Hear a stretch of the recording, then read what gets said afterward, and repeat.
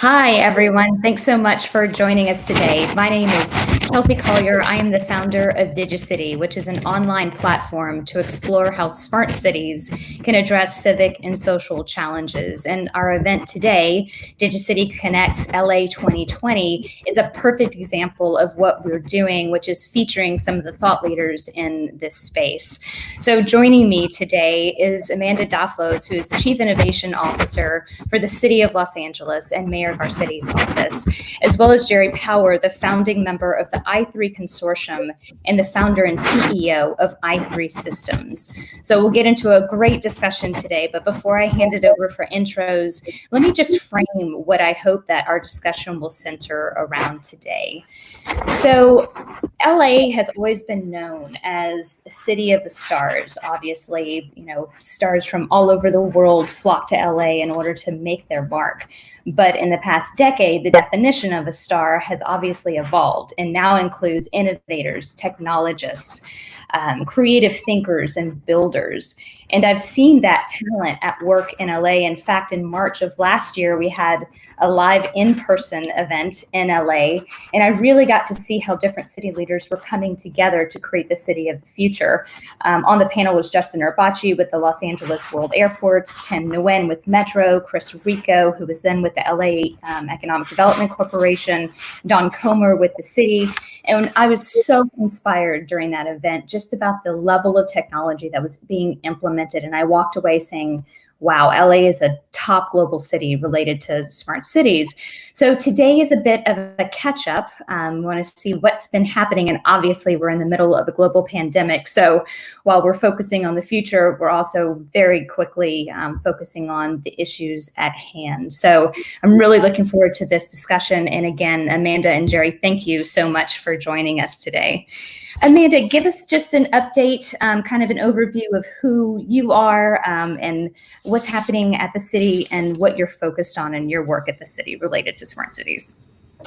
Sure. First of all, Chelsea, thanks so much for having us. We appreciate the opportunity to be here and appreciate the highlight on Los Angeles. So just want to underscore, my thanks and the mayor's thanks and the city's thanks. Thank you. My name is Amanda Daflos, and I'm Mayor Garcetti's Chief Innovation Officer. My work in the city began in 2015 when I came here to kick off what was at the time called the Innovation Team or the I-Team.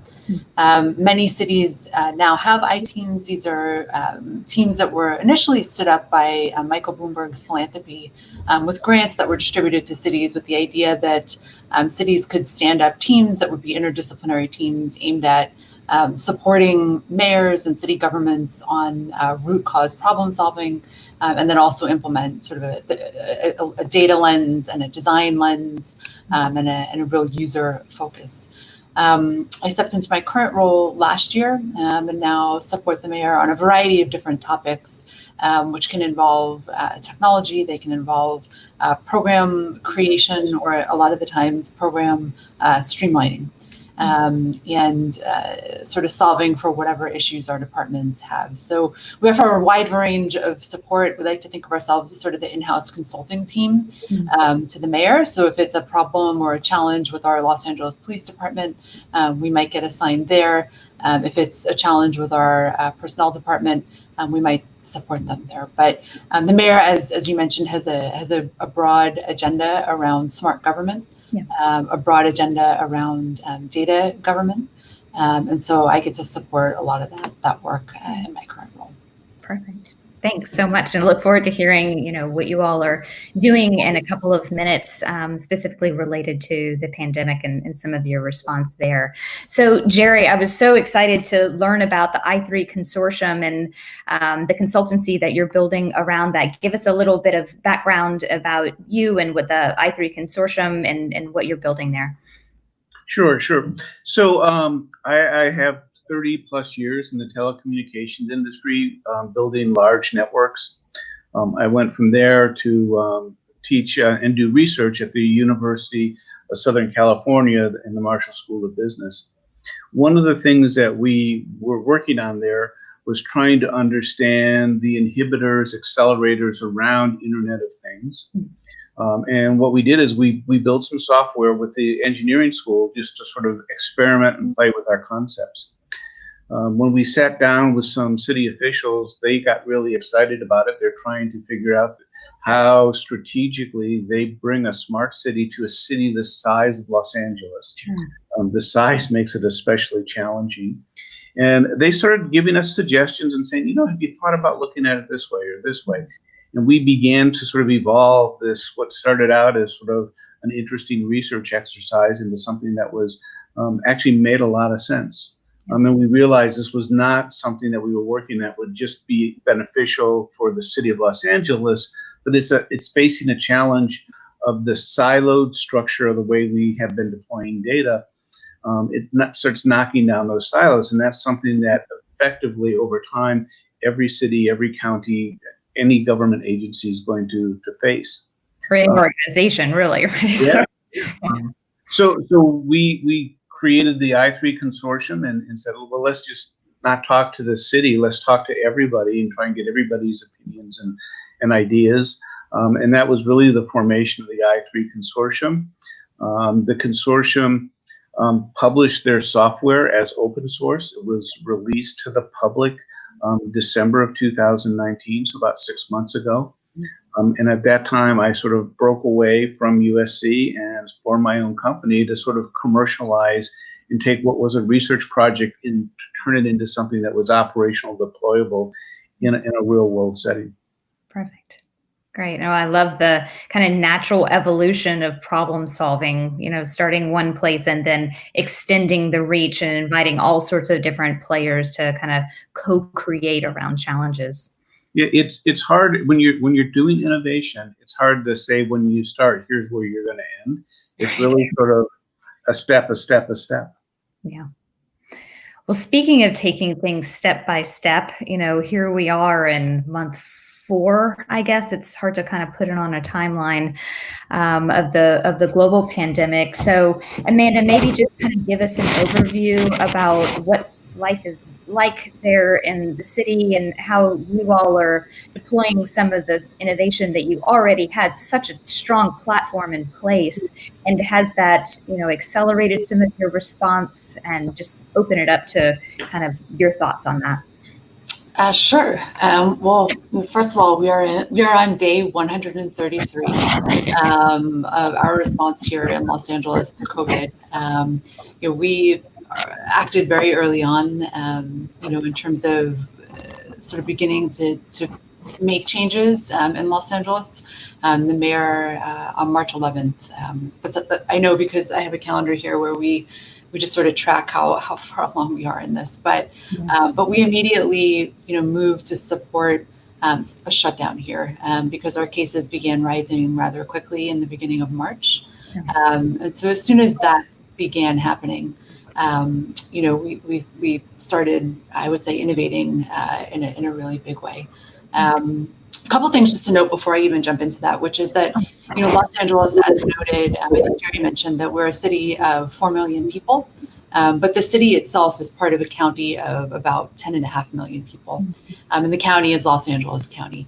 There are 88 cities in our county, and in the case of COVID, we have one Department of Public Health that supports most of those cities, including Los Angeles. So while Los Angeles is the biggest city in the county, we also get support from our county public health department.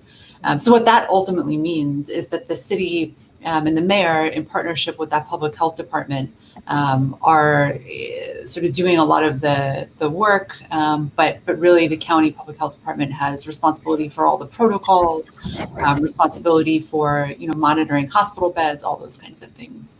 And our board of supervisors also is a big part of the decisions that have been happening in COVID. That said, our mayor is able to be, generally more restrictive in terms of the kinds of things that we do here, and we have based all of our decisions on data. And the way that we've done that is, my office has, just since the very beginning, I think now we've done 130 reports, so maybe there are 3 that have not been completed. But every day, from the very beginning, recognizing that the data has gotten so much better, and we're much clearer about what we need to be tracking. We do a fair bit of data analysis around not just cases, deaths, all the things we know, but also city services. And so much of the mayor's decision making has been guided by that. We were one of the first cities to institute masks at a time when masks were not really in the dialogue. In fact, in many public health spaces, they were not in the dialogue because there was no proven information here in the US about how effective masks can be. But we took the opportunity to look abroad, look at places like Korea, look at places like China, where they had been experiencing COVID, now at that point for months. So a form of innovation in our case was, being able to really push the narrative around masks using data and using research from places outside the US. And of course now, we're far into the debate, still a debate, I think, around masks, but far into the debate. But now evidence is showing not only are masks helpful for others around us, but they're helpful for the wearer as well. So I think we've been sort of innovating around that space from the beginning. A lot of the other things that the city has done, we've done quite a bit in the space of COVID to really, I think of it as almost like move a really big ship. We're the second largest city in the country. We've made a lot of choices around being able to move our city government in a way that supports Angelenos who may be at risk of eviction, who may be at risk of not having food. So we've stood up programs pretty much overnight to support those very important human needs in a time of a pandemic. And then our testing operation, I think that's sort of speaks volumes about being able to set up a supply chain, without sort of the national leadership and a national plan. Cities and states have very much been left on their own around lots of things, including testing. And so now we're at a place where we're doing close to 20,000 tests a day, just as a city. In partnership with our county, that number gets higher to 25,000 a day, which is meeting a metric that places like Duke and others have set out. So lots of very specific program innovations. In terms of how we've sort of adjusted the city operation to serve the needs of Angelenos at a time of crisis. It even gets down to things like restricting parking, tickets and things like this at these moments. But that's just a little bit of an overview on what we've been up to on COVID, and I'm happy to dive more into certainly the technology pieces and the data pieces and some of the other things that we've launched over the last couple of months. No, that's great. And I just appreciate there's kind of two parts of it related to government and dealing with COVID, which is, understanding what the reality is and then communicating that effectively to people who are just in the city and around the world who are scared and wanting information. So I think one of the things that I've been most impressed with is that you've done the work on the front end to put those systems in place. And because you work like an agency, you serve the city and then the broader county. So those relationships are already in place and you're already thinking in an innovative way. So then when it's go time in a crisis, that platform is already there. And I just applaud that work. And I think that's a real best practice to follow. So Jerry, just want to get your thoughts about maybe some of the things that Amanda's talked about, some of the things that you're seeing on the ground in LA, just from your perspective and your expertise in IoT and networks. So yeah, and I'm in some ways echoing or reinforcing some of Amanda's points.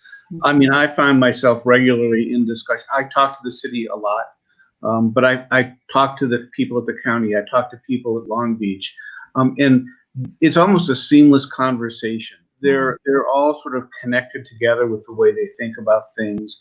They all understand that data drives the decision-making process, and that's how important things are. But you get a sense that it's not the city of LA fighting COVID. It's the community coming together to fight it cohesively, not trying to fight it for one part of the city or another part of the city. They're not trying to deploy technology here but not there, but it's like, how do we think about this as a community issue and pull together, both in terms of data, which is the technical side of it, but also on the human side. A lot of times and I think this is something worth realizing.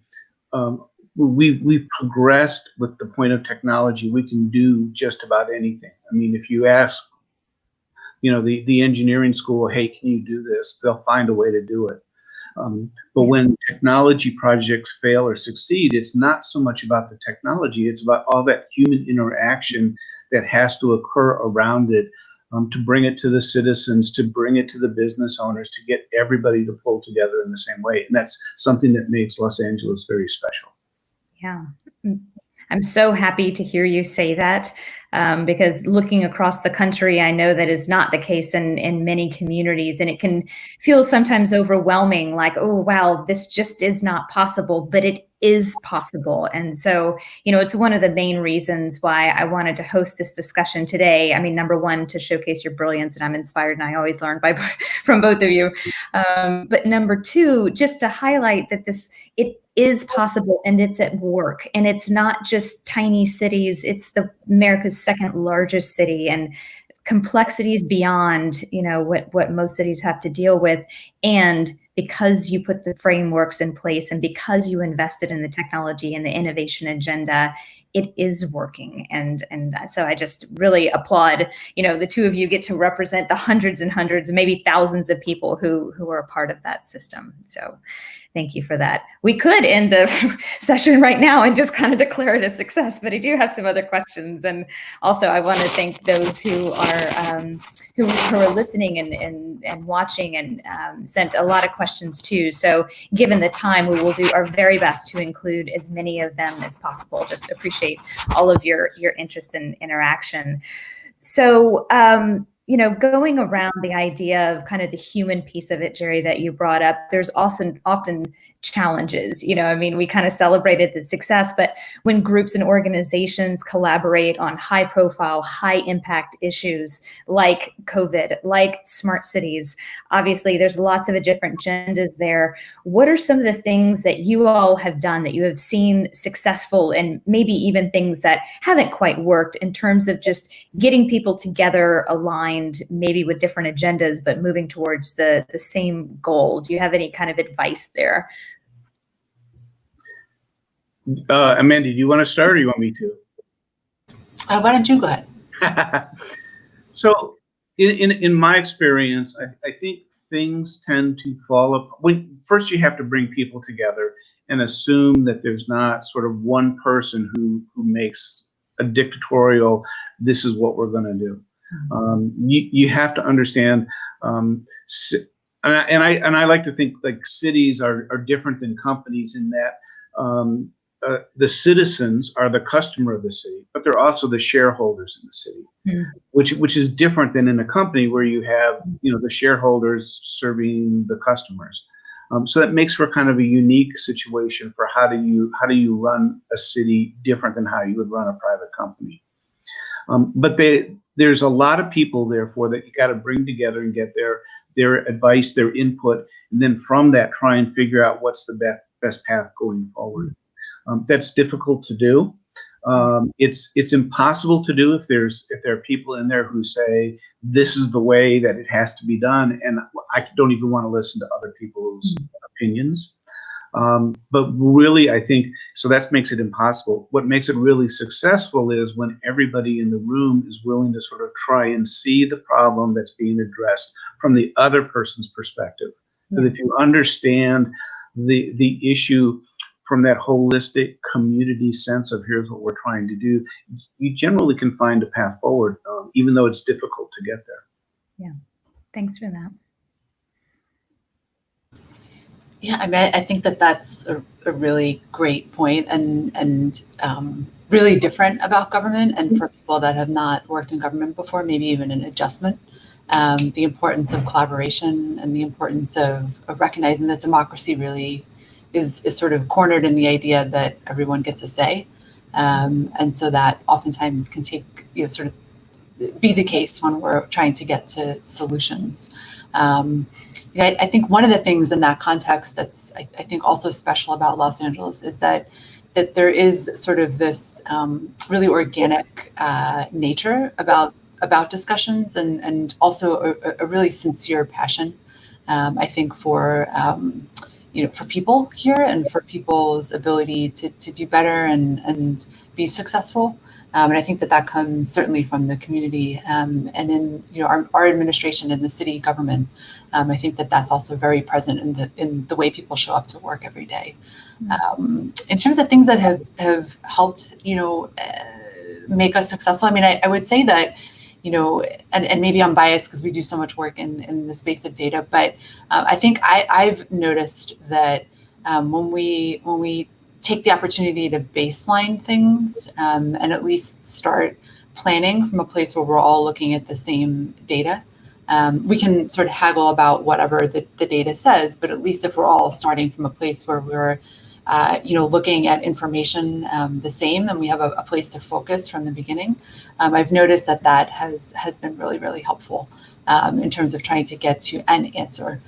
Whether that answer is how we operationalize a thing like gender equity or some of the work now that our city is doing with our recently appointed racial equity officer, Brenda Shockley. The goal in all of those cases is to have a portfolio of data that we can all look at to try to set goals around. Yeah. So I think that I've observed that collaboration rooted in that can help the city be very successful in implementing programs. Yeah, that's really interesting. Let's follow that a little bit just in terms of the idea of equity specific to gender, race and ethnicity, and how to apply data to that. I'd just like to learn about that a bit more, and like how do you make that more tangible? What data sets are you using, and how are you handling just the sensitive nature of all of that data collection and sharing? Sure. Yeah. So one of the things I get to also do is work on gender equity for our mayor. So I drive a lot of the planning around that here. And our approach in Los Angeles has been now we're 5 years into this on gender equity. What we've done is that we chartered a study early on in 2015 to really look at gender across the city. And that was both in city operations, but then also amongst Angelenos. And that report was sort of foundational to all the work that we then went ahead and did. And it helped us sort of see what the data is, how are girls accessing things like sports, how are women accessing things like public transportation, where are there differences, and what can a city with the powers that we have, what can we do to actually influence and sort of change the services in the places where they need to be changed. And so the way, operationally and tangibly that we did that after creating that study was that we created what we call gender equity liaisons in all of our 40 departments. So a person in each department that is responsible for working with me and our office, the mayor's office, in creating gender equity plans every year. And so every year we go through the effort of both creating plans based on data, and then the mayor measures the progress. So if the department sets out, they're generally setting out between 5 and 7 goals. If they're setting out 5 and 7 goals, by the end of the year, they're then measured on their performance against those goals. And that has helped us set clear goals that are actionable and measurable, that are based on data, and then also get, sort of reviewed at the end of the year. And a couple of other things I would say about that is we haven't said, gender equity is a broad thing. While we have said that, and there's a lot of room for creativity in that sort of banner of gender equity, we've also been pretty specific about the things that we have the ability to influence. So city leadership is a place, city staff is a place, and sort of the training that we make available, and then how we recruit people. But then also city services. So things like, public transportation, things like sanitation. So we're trying to look at sort of the way that we deliver the services that the city delivers and how we bring those to young women and to women and to men and to boys, and look at sort of how we do that in a more equitable way. So there's some other features, but that's generally speaking kind of the way that we've approached it at a pretty granular level. That's great. Well, there's 2 things that are impressive to me about about that just right off the cuff. Number one is, of course, we rely on the city for services that, nobody really notices until it doesn't work, like trash collection and water, sewage, electricity, all of those things. But it's inspiring to me that a city can look at things in that a bit deeper, just beyond service delivery, and say, how is this affecting residents and citizens in our community? Where are the opportunities to do better? And it's a bit of an elevated conversation. So I appreciate that. And I also hear a bit of a process in what you're outlining that can be perhaps applied across all sorts of different explorations with data as the focus in the foundation. Yeah, I think that's right. And the only last thing I would say is that with this newly appointed role around racial equity, that model will be the same and very similar model that leadership now takes and starts to mirror and hopefully improve upon, so that whatever they do, we can take back. Great. A bit of props for Amanda. I mean, she sort of said, all right, we get this data and here's all the wonderful things we can do with it. Getting the data, pulling different data sets together, integrating it, and figuring out, well, which data makes sense and how does it all fit together is a really monumental challenge a lot of times. So it's not, I don't want to make, what the results are great, but it's that data part that is often very difficult. Because if everybody's looking at different points of data and has different perspectives, you end up with lots of different opinions about what the data is telling you. So that pulling the data together is really important. Yeah, thanks for that. Thanks.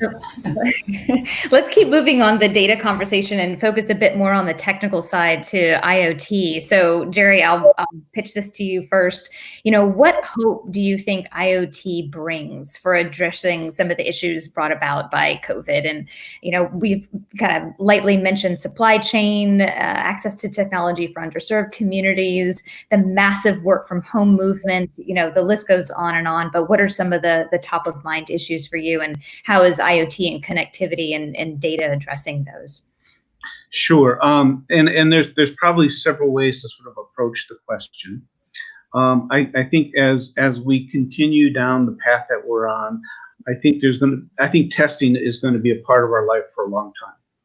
So how do you start pulling when you have many, many more testing places, some of them in private companies where maybe they're testing their employees, some are public, some are at healthcare facilities. How do you pull all that data together and get sense of this picture from this fabric, this melange of data?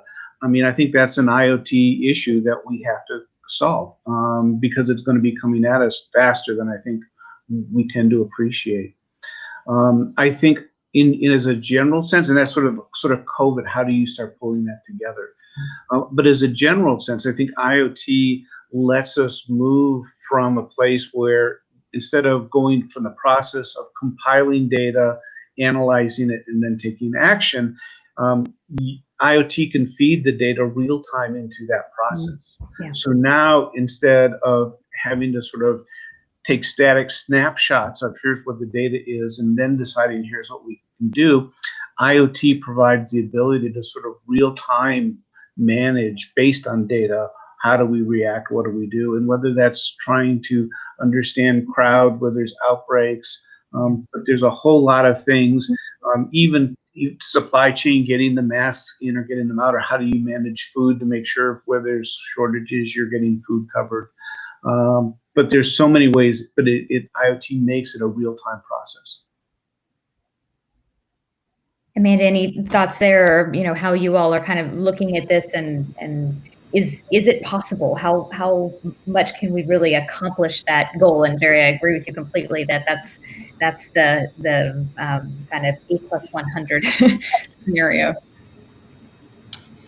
Yeah, I mean, I think one of the most interesting things that I've read over the last couple of months as we moved into sort of a new paradigm for government is that there's no C position that has influenced technology as much as COVID. So no CIO, no CEO, no C anybody. COVID has really moved government in a direction that it had pondered, I think, for quite some time, but hadn't yet been able to get the entire sort of force moving in that same direction. So here in LA, we're moving in a direction, or trying to move in a direction now, of a contactless government, meaning things have already kind of gone that way. We're doing, now permits, in many cases remotely. We've shifted and tried to reduce a lot of red tape around things like this new program that the mayor launched, I think about a month ago, called Al Fresco, which is supported by a local provider here called City Grows. They're processing permits. They've processed more than 1,000 permits now for restaurants that want to be able to do business outside to keep themselves operating. That probably wouldn't have happened if we hadn't had COVID sort of nudge us in this direction. So I think what I would say is that there's a lot of opportunity for government to now start moving into this domain of contactless, in part because we have to, because people are working from home. You still have your frontline workers like me, your frontline workers like sanitation workers who are at the office or doing the things that we need to do. But there is a lot that can be done from afar, and there are a lot of services now that can benefit from the new technologies that are out there. And I think we're at the table now trying to find ways to do that, and just continue to bring that innovation to government while providing those same services that we're responsible for providing. Yeah, well, Jerry, you made the point so well that the technology is available and has been available. So it just takes, perhaps the motivation, not giving COVID positive credit, but it is the motivation to move quickly. And, the whole thing is, how do people work together, and how willing are you to kind of jump into the unknown and say, this is the challenge where we have to go, who has what, and how can we combine those to get there? So one of the things that shaped a lot of our thinking early on, the Olympics are going to come to LA in 2028.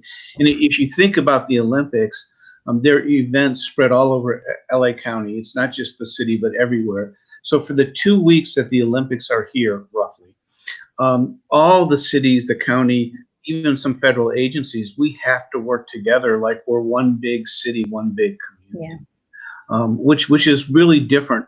If you said today the Olympics are going to be here next year, we'd have to start setting up an infrastructure to support that now.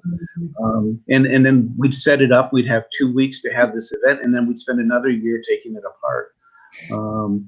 And part of what we're trying to think about is, all right, we need to be able to do this in a better way. You have to think about data as being borderless. And in some ways that echoes the fact that COVID doesn't respect civic boundaries. Right. So I think there's some similarities in sort of the way that we've been thinking about things. Yeah. So I have some questions that folks who are tuning in would like to ask. So any other things that y'all want to talk about before I go to audience questions? I just add, we're talking about this like smart cities is a city thing. I look forward to the day when we start doing more and more things like integrating between the business community and the cities, between residents and the communities, because it's when you start taking those data sets and are able to work with the citizens you support. The citizens are now helping the city's helping the citizens. You have that symbiotic relationship that starts to build around data. I know some of the work that I do is with the Business Improvement District in Hollywood, which, if you think of that, it's a bunch of small shops up and down a street. But by pulling the data together, those shop owners can realize and gain insights that they wouldn't be able to see as individual store owners. Sure. So even though we're talking about cities here, the same thing even applies to the communities within the city. Yeah. I'm a big fan of the term smart community. I'm not in charge of everything in the world, so I can't make that switch overnight, but I completely agree with you. At the end of the day, the city is a community and the people within it are community, and there's also a regional community. And, we can start to blur those boundaries and really focus on what is the human need that we need to address, whether it's a person experiencing homelessness, a small business owner in the middle of West Hollywood, and, everyone is included in that definition. Exactly. Yeah. Great. So the first question is from Yuval, who asked, how do smart cities meet the technical and legal challenges of keeping data anonymous while enabling the smart city, and which actions to kind of increase resident and citizen adoption. So I know that this is obviously a top of mind for everyone, which is wanting to be, ethical and transparent about data, and also kind of maintain the integrity so you can make the smartest decisions possible. Any thoughts about that related to Yuval's question? So I'll start. I think there's, and I sort of want to change the question a little bit. Sure. I mean, there's an assumption that if you anonymize data, then everybody's protected. But even if you anonymize the data, it's been shown time and again that with a little bit of external data added to the anonymized data, you can pretty quickly break down and figure out what's going on. So anonymization of data is not really the panacea that it's often portrayed as. I think the real question should not so much be, how do I anonymize my data, but how do I make sure my data goes to people I trust and they use it in ways that I'm expecting them to use it. I know I personally, I would more than be happy to give my personal data to the city because I trust the city. Other people might feel differently and they might want to do different things. So I think really the question becomes, how do the cities and its citizens and the people it support, how do they build that trusted relationship with the citizens, and do the things that the citizen wants and make sure that they're not doing the things that the citizens would disagree with from a data perspective. I think LA's actually been doing a really good job on that front of building trust with its citizens, but I'll let Amanda talk to that. Thanks, I didn't mean to put you on the spot. Yeah, no, I appreciate the compliments to everybody here that's working so hard on that. I suppose I would say that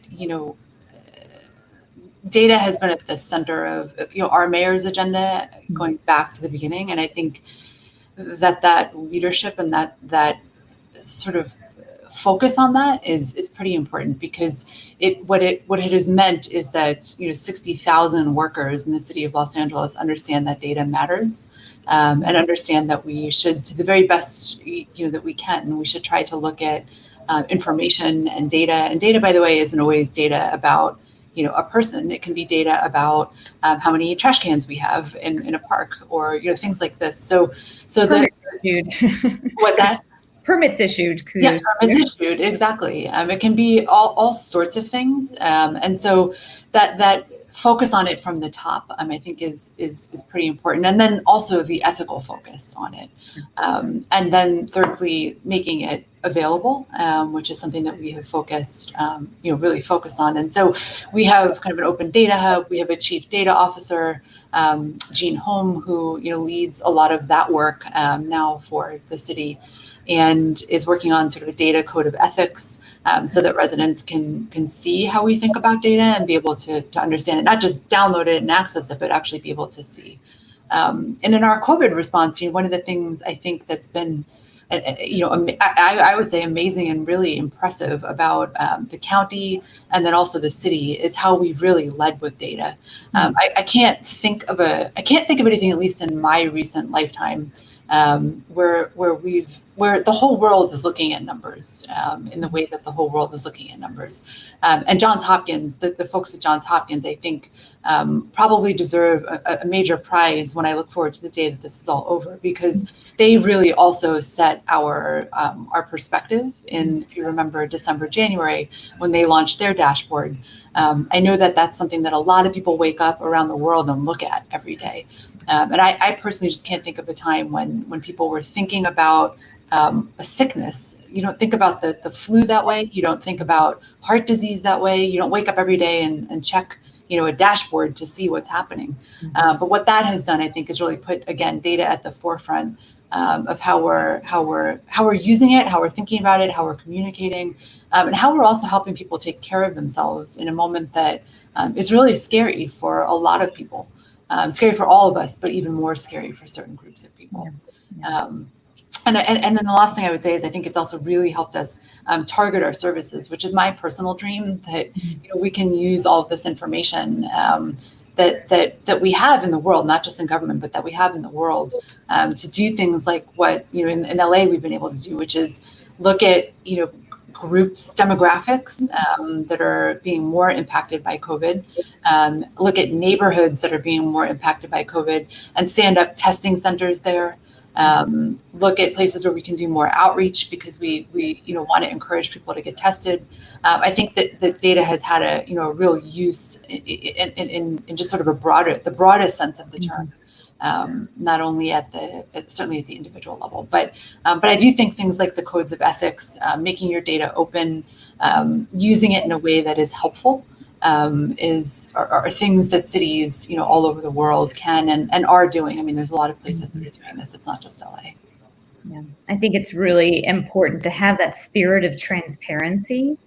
I think in the absence of transparency, people can sometimes knee jerk into the most negative assumptions, and also talk about how you are thinking about it and how you are using it, just supporting your point, which is with better data, we can make better decisions. And when we make better decisions, people's lives are improved. And not only can we more efficiently deliver services, but we can improve your quality of life and perhaps, kind of equalize prosperity for everyone as well, which is how I define a smart city, kind of the benefits of a smart city and what I think the real hope is around connected technology and cities and hopefully a brighter future. But, these are certainly not easy topics. And I think it's important too, that we all just continuously, as you all are both doing, kind of show up and say, we don't have all the answers. We didn't sequester ourselves in a back room and kind of figure this out and then deploy it. We're figuring all of this out together in real time, and we're doing it collaboratively, both with partners across the community and with residents and citizens. So and it's a dynamic environment too. I mean, you might say here's the best answer for today, and 2 weeks the answer might be different. Right. So you sort of have to build the infrastructure, the data, the decision-making processes, understanding that we're under a continual state of evolvement. Yeah, it's a really important point. I think we get, at least I'll speak for myself, feel a lot of pressure to come up with the right answers and kind of deliver right answers to questions that, to your point, are constantly evolving. So that's when process and frameworks kind of come into mind, because it'll always morph. And that's not a bad thing. That's the way it was designed to work. That's how government, that's how society works. But we just sort of, and I think as a technologist, too often we sort of say, here's the right answer, let's go down this path. And it doesn't always work that way. I was just going to say that I think this sort of pandemic experience that we're all in is probably among the best recent examples of that very thing, which is, normally we're used to seeing science happen we're not used to seeing science even happen. Right. It just happens, and then suddenly a flu vaccine is available for you. Yeah. Or it just happens somewhere kind of somewhere, I don't even know where, but it just happens. And then you can go to the doctor and they have a, prescription.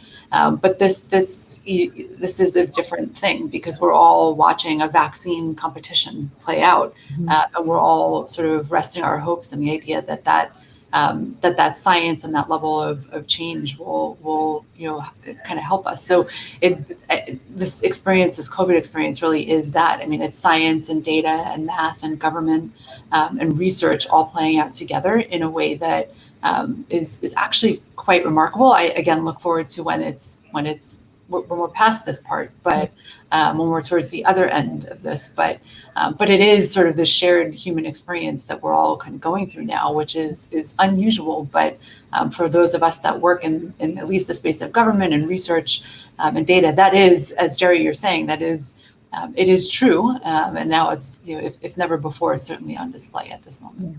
Absolutely. Okay, this is one of my favorite questions. It's coming from Steve, who's wanting to know, what are the opportunities for me and us to get involved. So this is one of my favorite kind of ideas. And again, these are not simple things to do, but how can concerned citizens and residents who want to plug in do that in a way that is both beneficial for them and beneficial for the massive system that is the city? I think that's one of the biggest challenges that, in a city of X thousand or county of X thousand people, you obviously can't take every phone call, respond to every email, even from the most well-intentioned. So what kind of systems are there for folks who want to get involved and want to contribute? What can they do? I'll let you start, Amanda. Okay, I was making a list. So I thought you were going to give me a minute to add to my list, but I'll start. We can take a pause. We can all breath. We're in control here. Well, it's one of my favorite things to talk about, actually, because I really feel very passionate about people, particularly our next generation, seeing local government and seeing city service as a really cool, great career path. I think there's a fair, it doesn't get as much attention and in sort of the world of recruiting, but it is a place where you can make the most difference in people's lives if that's something that people care about. So city jobs are certainly a great place to look. There are 40 departments here, so you can do, in a place like LA, you can become a firefighter, a police officer, but you can also work in rec and parks. You can do work at the zoo. You can work in, animal services department. So you can, there's really a range. Anything you imagine you want to be doing, an accountant to a zookeeper, it's possible in city government. Yes. And I think that gets forgotten and lost, but it is in fact a truth about city service. For those that don't want to make a career in city service, there's also the political lens, which is that you can run for city council. And there are a lot of city council seats around the Southern California region that will be opening up. By the same token, there's state work that individuals can be doing. And there are a lot of state roles if people are interested in elected, which is different than government. And then at the volunteer level, there are many different ways to volunteer. Certainly nonprofits partner very often with city government to help us deliver either certain programs or on certain missions. And then for folks that want to volunteer, particularly right now in Los Angeles, I don't know where the individual asking the question is from, but in LA, we've launched a volunteer corps for people that want to help on matters of COVID. And what's cool about that is it gives our volunteers a range of experiences. So they can be doing anything from right now translating signage that's going to be going out around COVID to potentially some on-the-ground type work at our testing centers. And all of that, those types of opportunities that are volunteer focused, you can find those on our mayor's website, which I'm happy to put in the chat. Again, if this person is in Los Angeles, but certainly cities have stood up volunteer corps like the one that we have. But we have that now for COVID, but we also have it, by the way, in kind of the non-COVID environment that we were living in, which is a volunteer LA program that we've got. So lots of ways to plug in. And then if this person's in California, there's also California Volunteers, which I would recommend checking out. They have a website and they plug into lots of different opportunities around the state. And I do believe that other states have things like that, but that's a state program that plugs into a wide variety of different programs. That's great. Well, it highlights one of the important roles of government, which is, as a hub and as a coordinator. So exactly, yeah. Sounds great. And I think that's a great best practice to share with other communities. Jerry, I know that your consortium members are everything from large and small and everything in between. So, I'm sure you see lots of different ways for people to plug in. And in fact, one of the main things that you do is kind of create the platform for them to plug in. So how would you address that question? I don't know if this person is public sector, private sector, where they live. So the consortium, it is a grassroots effort. So there are individual people who are there as citizens. They generally have technology backgrounds, some deeper than others. There's small companies that participate, large companies, government agencies, the city of LA, the city of Long Beach, but Pasadena's been to meetings, Burbank's been to meetings, but they'll come and offer ideas and suggestions. In some cases, if volunteer people want to go write code, kind of like Linux was developed, they can go write code and submit that and say, hey, consider this for the next release of the open source software. And some people have even funded to have student workers do consortium work. Student workers are not all that expensive, so it's an easy way if you want to participate, help a student, and also then see something that is born out of it that benefits the city. There's ways to do that. I would also add to Amanda's list, though, like there's even things like the 311 number where if people see something on their cell phone that needs attention by the city, they can just participate by making the city aware of things. And it's a really non-contact way of participating as a citizen in the city. Yeah. Great. Thanks for that. So one of our final questions, I'm watching time here and being respectful of the generosity that you've given us with your time. Alma asks, the backbone of much of the smart city technology requires some investment that's not readily available for older housing or newly built affordable projects. How can that be bridged? And I think that's such an intelligent question, simply because it addresses the reality of the built environment and knowing that government doesn't have unlimited resources, obviously, and at the same time, you're wanting to serve the entire community and make sure that resources are being shared. And at the same time, there always has to be some compromises there. So I don't know, Amanda, do you have any thoughts around that, just in terms of, kind of the infrastructure of smart cities and how to deploy that thoughtfully? I guess I would say that our planning department has continued to look at creative ways to address housing challenges, along with our Department of Building and Safety. And I would also say that the state has, particularly recently, done a lot of work around trying to sort of rethink sort of the way that housing is built in communities, certainly like Los Angeles, but statewide in California. And our governor has set a pretty aggressive goal for housing. And what that's going to mean is that cities like Los Angeles, while we've already been doing a ton of work around again, just rethinking the way that housing and space is used here, what it's going to mean is that cities, not only Los Angeles, but cities across California, are going to have to also participate in that reimagining of housing and that reimagining of public space. So I think, I would be remiss to give you a number because I can't remember off the top of my head, but we have added more housing in Los Angeles, more housing in Los Angeles than in, I think, something like the last 20 years, just in 5 to 7 years. And again, the goals that have been set out both at the state and local level are pretty aggressive, recognizing that that change is afoot. Yeah, that makes total sense. And I can kind of see your process at work, which is through the commitment to data and innovation. This is the reality as it exists. And now that we understand what that kind of current reality is, then these are the steps that we can take over time, knowing that it's not a quick fix, but the intention is there, and data at the forefront is the kind of motivator. So thanks for that. Any thoughts there? It's the motivator, but it also serves to help prioritize things.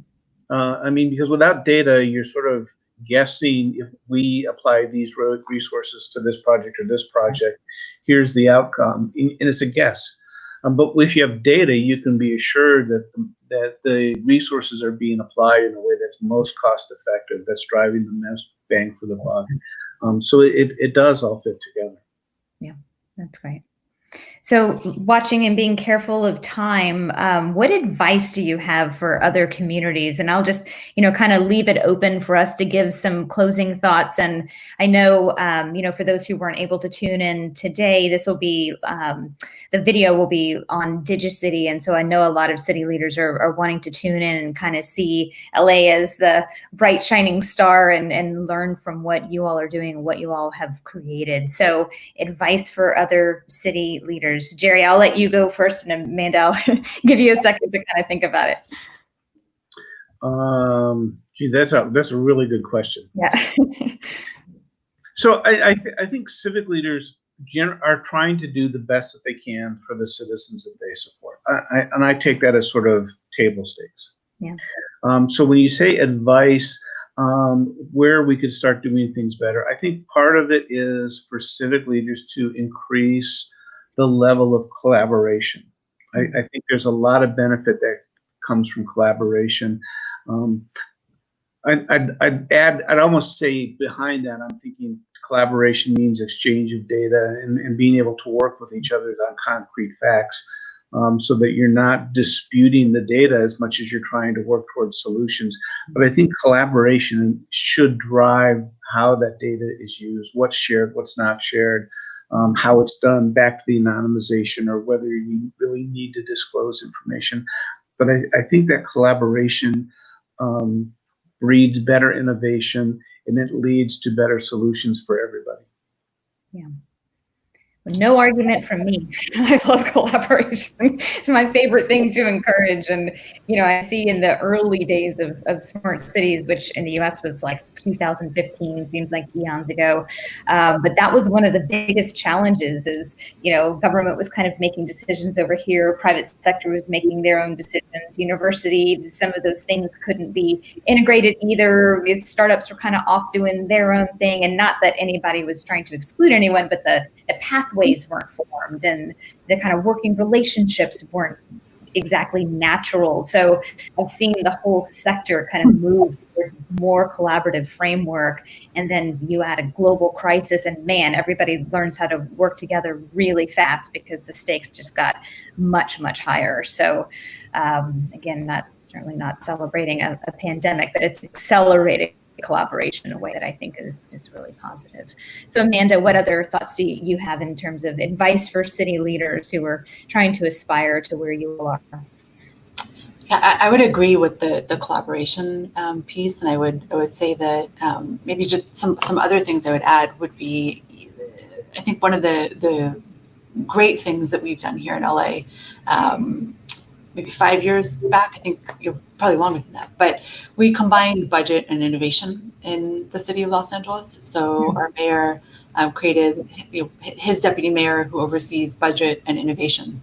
And what I think is insightful about that is that it requires that anything new and innovative that will happen, at least be tuned in to the budget side of the house. And sometimes that's positive. Other times, what it does is what it does in the end is it really makes sure that great ideas are being elevated and can actually, go forward with support.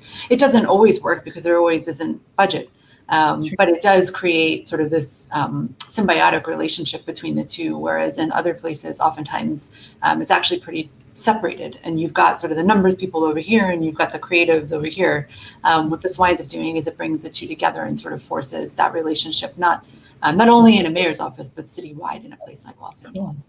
And then the other thing I would say is that, there's a lot of great work happening in cities. We're kind of 5 years into sort of a movement that when I came in, I was, patient 5, I like to say, kind of in sort of the Bloomberg universe.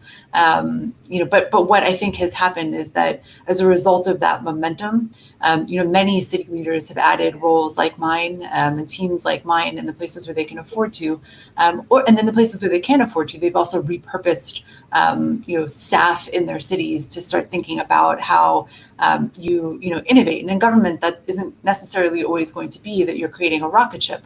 It may be that you're taking programs that aren't serving residents as well as they could, and you're reconfiguring them, or you're starting a new program in a place where there's kind of a gap. But I think in the end, for city leaders, sort of looking at and examining the actual operation, and finding ways to institutionalize the collaboration and institutionalize the design and the data is a really great step. And you can do it with the help of other cities, because cities now are doing this work and eager to collaborate and help others that want to try to do it. Yeah. That almost closes the loop to one of the first points we made, because here this is an example of the city making organizational and process changes that lets them take advantage and use innovative technologies in ways that we might not have been able to realize if they hadn't taken these steps. Yeah.